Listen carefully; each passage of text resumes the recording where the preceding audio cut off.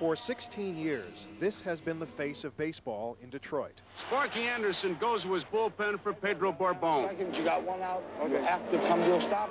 Counting his days in Cincinnati, George Sparky Anderson has been a major league manager for a quarter century. That's longer than anybody else still in the game. This may be Anderson's last year managing in Tiger Stadium, although he won't say for sure until after the season's over. But whether it's in Detroit or somewhere else, Sparky promises to stay in the game. Hey, then we'll talk over the sea arrangement, okay? Talk of his impending departure is more than many fans can bear. Well, I'll make the decision, so I don't know how I would react about it. I'm going to decide for sure on this next road trip we have. There's a lot of things in my mind, but I'll make the decision. Newspapers won't make it. And what are you thinking about doing next? Assuming that, whether or not this is your last season, what are you thinking about next? Well, I'll never stop managing. I mean, I love to manage, and managed 26 years. I imagine I'll manage 36 years. You know, I have no thing about getting out of managing. It's just a decision whether I've been here too long or it's time to move on. There's a lot of things that'll go into it. This club here is going to have to rebuild. This should have rebuilt 7 years ago, and it didn't. But now it definitely has to retool, and it's going to be a long 3 years ahead. Have you done a lot of what you wanted to do here? Have you done all of what you wanted to do here? I came here and we won a world championship for him. Was able to do that. Stayed longer than any manager in the history. Won more games than any manager in the history of Detroit. Either one of those will ever be broken because modern days today, no chance. It'll never be broken. You know, there's been some talk about maybe you going back to Cincinnati. I'm sure Marge Schott would love to have you coaching the Reds again, L.A., Baltimore.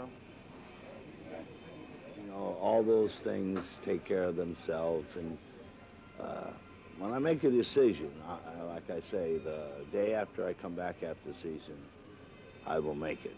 And then after that, I'll go home, and if somebody wants to call, I'll talk. Sparky Anderson's unhappy. Sparky came to Detroit in 1979, fresh from one of the most successful runs in baseball history.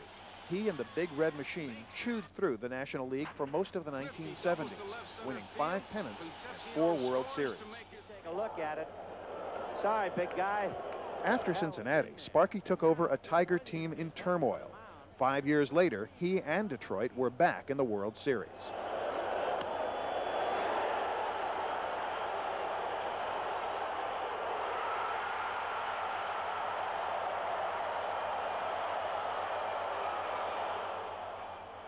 Who did you model your managing career after? Me. I never copied a soul in my life and never would copy anyone. To me, you are who you are. And if you're not you, and you've copied somebody else, then you're him. I'm just me. However you see me or however when you talk to me, that's me. The players know that. I never pretend to be somebody I'm not. I'm only me. And however that is, whether it's good or bad, I don't know. You know, I don't know. It's lasted me 26 years, so I have a little feeling that it's been good, but I don't know that. Is there anything that you would have done differently looking back on those 26 years? No. If there was anything, I would have probably appreciated my earlier years of managing more. At that time, all you think about is winning. And then you wake up one day and realize that that isn't the game. Baseball isn't just winning. Baseball is too big for all of us. That you are nothing as far as you're just an object that's there for baseball. The game is so superior to you, and I'll never be missed the day when I do stop, just like Babe Ruth. He's gone, and the game got bigger. Joe DiMaggio was here, and the game got bigger, and Willie Mays is here, and it got bigger, and it goes on and on. No player or no manager ever made this game or ever will make it. But Sparky Anderson did make baseball history. In addition to being the game's third winningest manager, he's the only one with 100-win seasons, playoff sweeps, and World Series victories in both leagues. In the wake of last year's Major League Baseball strike, attendance has plummeted. Many fans openly complain about the arrogance of million-dollar players and billion-dollar owners. As I say, I have a 33 IQ, but I also don't like my intelligence insulted by telling me this is the Detroit Tigers. For his part, Tigers manager George Sparky Anderson refused to work with replacement players, but he explains today's high salaries this way.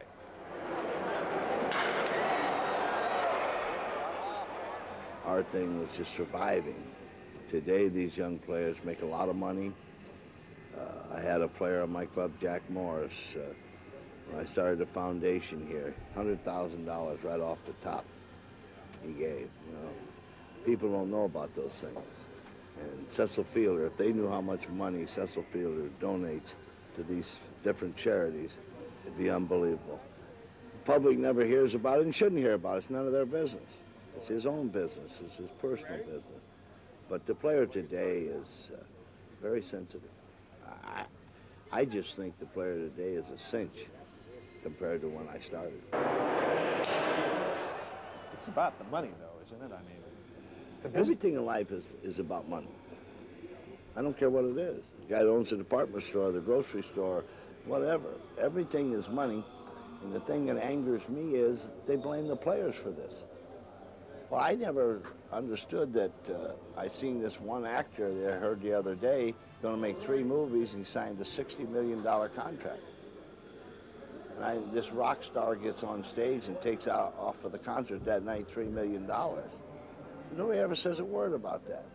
But as soon as the player makes money, they say, why is he making this money? Well, myself personally, I think he should. how are we all going to recover from the strike, which is still in some ways not settled? There's still not an agreement, right? Well, yeah, they're all, it's going to recover. Recover from wars. You know, and we'll recover from all the other ones. We recover when cities are destroyed by tornadoes and fires and earthquakes. Everything recovers.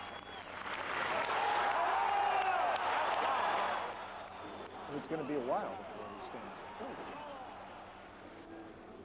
Do you know that the 1927 Yankees never drew 1 million people?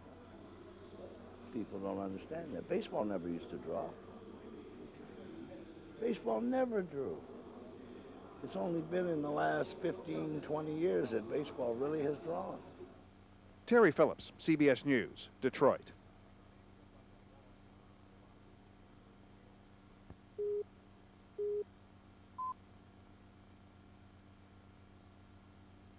The last 7 years, be as rough as they've been, and yet the fans have treated me as if I was someone. Even before his resignation was official,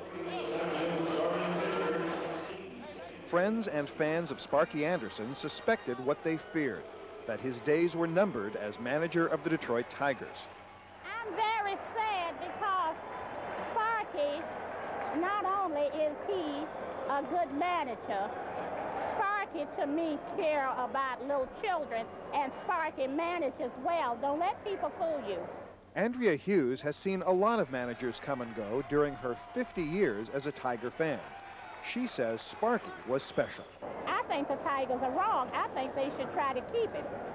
I think the attendance will drop off. They're real fans. See, I'm a real fan. Yeah, I don't have no more shit.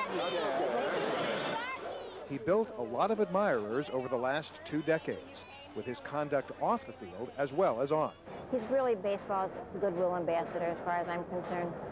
Well, I've been watching the Tigers for 17 years. I'm sure I will continue to watch the Tigers, but I'm also a Sparky loyalist, as our group of friends here like to call ourselves. So I will follow his career. There's no telling. Sparky shrugs off the accolades. He says he's only done what comes naturally. Did you ever think that you would become a kind of national hero? I never ever thought about it, and today It's kind of a funny feeling when you go places, you know. The only thing about it is I never go into an airport when I'm traveling in the winter that I'm ever lonesome, because people always come and talk to me. And people are always extra nice to you when I know they might not even like you. They're nice to you.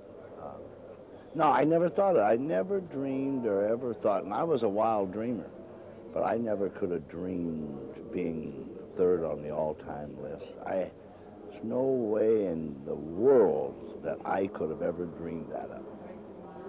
Not a boy from South Dakota. No. He ain't smart enough for that. Terry Phillips, CBS News, Detroit.